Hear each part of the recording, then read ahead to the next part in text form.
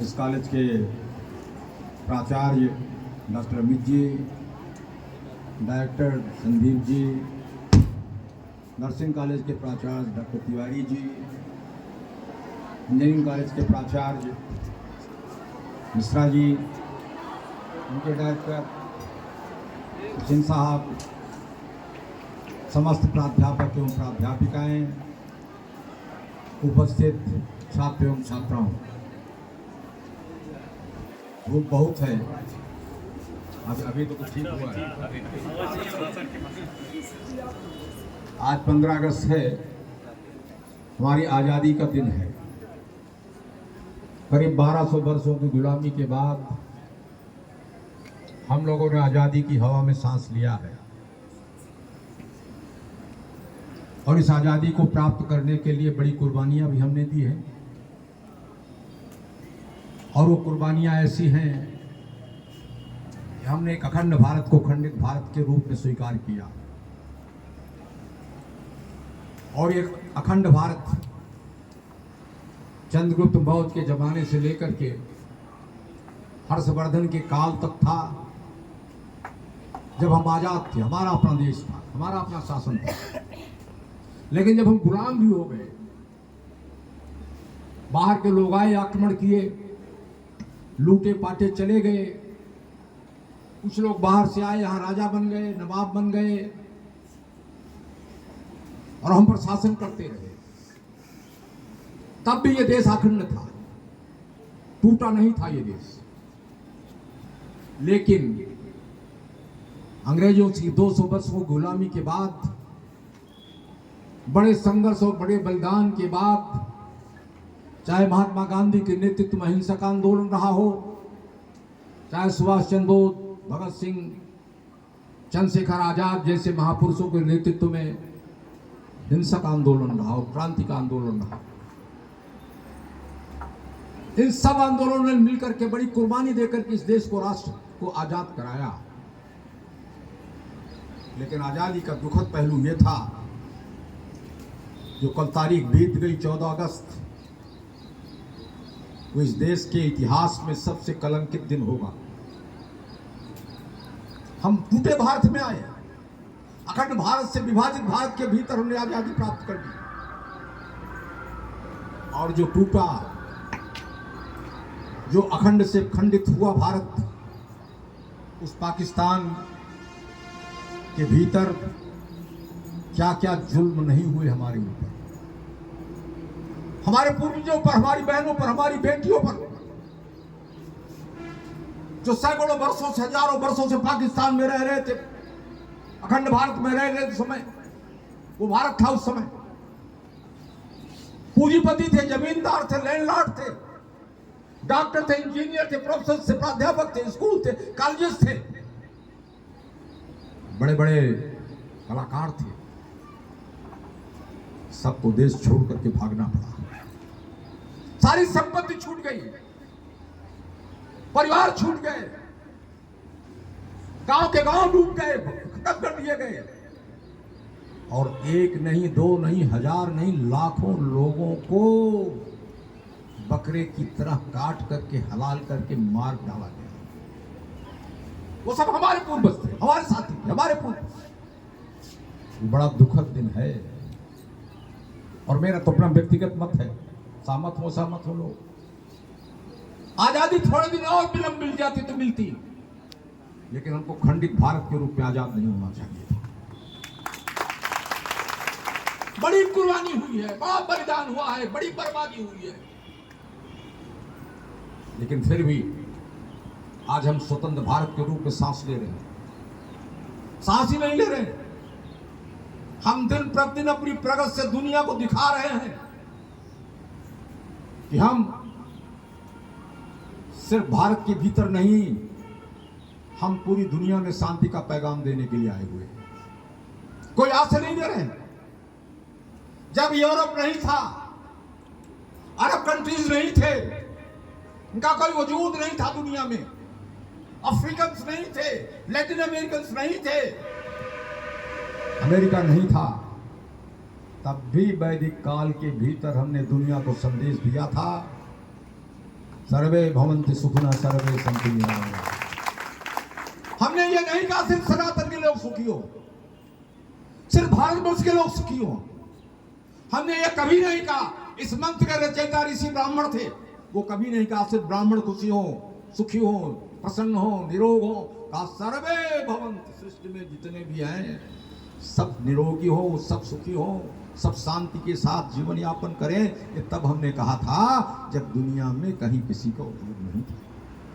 हमने कभी सिद्धांत से समझौता नहीं किया। दुनिया कभी बता नहीं सकती हमने किसी भी आक्रमण करके अपने में मिला लिया हो। हमने जब भी मेरे पास कोई आया, मेरे शांति के नाते आया, मेरे आध्यात्मिकता के नाते आया, मेरी विद्वत्ता के नाते आया, मेरे ज्ञान के नाते आया, हमसे मिला, हमारे साथ रहा, मिलजुल कर व्यवहार रहा। और गुरुदेव घटना बताऊं, आजाद भारत के भीतर भी हम लोगों ने बड़ी मजबूती से कदम बढ़ाए। एक जमाना वो भी था, 1965 का युद्ध था। 1965 के युद्ध में इस देश के प्रधानमंत्री हुआ करते थे माननीय स्वर्गीय लाल बहादुर शास्त्री जी। उस जमाने में हम लोगों को खाने के लिए लाल गेहूं आया करता था अमेरिका से, जो पुराने लोग जानते होंगे। अमेरिका ने कहा हम आपका लाल गेहूं बंद कर देंगे, आपको खाने के लिए आपको मार डालेंगे। उस समय इस देश के यशस्वी प्रधानमंत्री लाल बहादुर शास्त्री ने कहा था एक वक्त खाऊंगा, एक वक्त नहीं मिलेगा तब भी नहीं खाऊंगा, लेकिन कभी अमेरिका दुनिया के दूसरे हाथ के सामने हाथ नहीं फैलाऊंगा, भीख नहीं मांगूंगा। इसलिए नारा दिया उन्होंने, जय जवान जय किसान का नारा उन्होंने दिया। और आज उस नारे का परिणाम है कि हम पूरे हिंदुस्तान के लोग अपने पैरों पर अनाज में खड़े हैं और दुनिया के बहुत सारे गरीब देशों को भीतर हम अनाज दे रहे हैं, उनको भी खाने की व्यवस्था कर रहे हैं। इतना ही नहीं है, इस देश के प्रधानमंत्री माननीय अटल बिहारी वाजपेयी जी थे। अटल बिहारी वाजपेयी जब पोखरण का विस्फोट कर रहे थे, आणविक विस्फोट, दुनिया के सारे देशों ने कहा मैं प्रतिबंध लगा दूंगा, धमकी दिया बंद करो, इसको मत करो। अमेरिका के तत्कालीन प्रधानमंत्री राष्ट्रपति बिल क्लिंटन ने कहा था mister prime minister Atal Bihari Vajpayee, Pokhran का विस्फोट होगा तो दाने दाने से हिंदुस्तान मोहताज हो जाएगा, सारी दुनिया पर बैन लगा देगी, प्रतिबंध लगा देगी। अटल बिहारी वाजपेयी ने कहा था बिल क्लिंटन से, मैं परमाणु का विस्फोट शांति के लिए कर रहा हूं, अपनी सुरक्षा के लिए कर रहा हूं, दुनिया की बर्बादी के लिए नहीं कर रहा हूं। और अगर दुनिया हम पर प्रतिबंध लगाती है, दुनिया में जितनी ताकत हो प्रतिबंध लगा दे, हिंदुस्तान कभी झुकेगा नहीं और परमाणु विस्फोट करेगा। करके दिखाया हमने, नहीं झुके हम, करके दिखाया। और याद हो कारगिल का युद्ध, जो पढ़े लिखे वो जानते हो इस बात को। कारगिल के युद्ध के समय जब हिंदुस्तान की सेनाएं आगे बढ़ रही थी, वो पहाड़ी पे थे, हम नीचे थे। नीचे से ऊपर हमला करना बड़ा कठिन काम है, लेकिन फिर भी हम अपने हौसले के साथ बढ़ रहे थे, पाकिस्तान की सेना को खदेड़ रहे थे। पाकिस्तान परास्त हो रहा था। बिल क्लिंटन ने फिर 12:30 बजे रात को प्रधानमंत्री अटल बिहारी वाजपेयी को फोन किया, अटल जी तत्काल युद्ध रुकवा दो, अन्यथा पाकिस्तान आपके ऊपर आणविक विस्फोट करेगा, परमाणु से हमला करेगा, इसलिए युद्ध तत्काल रुक जाना चाहिए। माननीय अटल बिहारी वाजपेयी ने बिल क्लिंटन को कहा, mister prime president bill Clinton, याद रखो हमारे देश के इतिहास को आप नहीं समझते हो। हम बड़ी कुर्बानी दे करके खड़े होने वाले लोग हैं। हम मौज और मस्ती से देश की आज़ादी नहीं हमने प्राप्त किया है। हमारी देश की आबादी या आधी आबादी नष्ट होती हो जाए, अटल बिहारी वाजपेयी और हिंदुस्तान मानने के लिए तैयार है, लेकिन याद रखना बिल क्लिंटन, कल के सुबह के इतिहास के पन्नों में पाकिस्तान सदा सर्वदा के लिए समाप्त हो जाएगा। पाकिस्तान दिखाई नहीं देगा। हमने अभी करके दिखाया। पहलगांव में आपने हमला किया, हमला किससे किया आपने? जात पूछ करके, धर्म पूछ कर हमला किया आपने। और जब आप ऊपर से नहीं देख पाया तो कपड़ा उतार कर लिंग देख करके आपने हमला किया, हिंदू है कि मुसलमान, और मारा हमको इसलिए कि आप में हिंदू था, सनातनी था। हमने आक्रमण किया, उनके जहाजों को नष्ट किया हमने। ट्रंप कहता हमने युद्ध रुकवा दिया। एक पागल हुआ राष्ट्रपति आजकल, हमने युद्ध रुकवा दिया।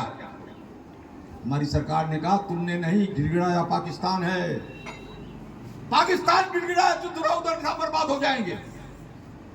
हम पाकिस्तान पर कब्जा करने के लिए नहीं लड़ रहे थे। हम तो सिर्फ पाकिस्तान को बताना चाहते थे, हमारे देश में आतंक पैदा करोगे, हमारे देश में बर्बादी लाओगे, हमारे देश के भीतर खून खराबा करोगे, तो तुम्हारे देश को भी हम बख्शेंगे नहीं। आतंकवादी ठिकाने हम नष्ट करेंगे। हमने किया, टैरिफ लगा दिया है, टैरिफ लगा दिया।